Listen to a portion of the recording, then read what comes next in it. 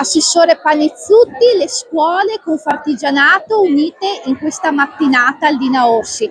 Quanti ragazzi più o meno hanno partecipato e qual è l'obiettivo di iniziative di questo tipo? I ragazzi che hanno partecipato sono parecchie scuole, sono circa, se non ricordo male, 220.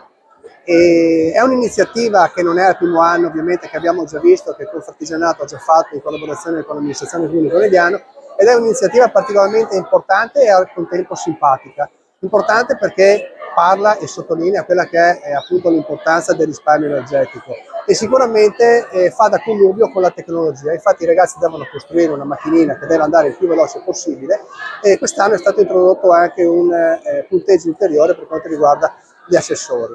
E il fatto che questi ragazzi si mettano in impegno per progettare la macchinina nel miglior modo possibile e poi vengano messi a confronto in una vera e propria gara fa sì che venga stimolati tutti quelli che sono le qualità che poi nella vita reale dovranno mettere in campo sia per quanto riguarda lo studio che per quanto riguarda il lavoro.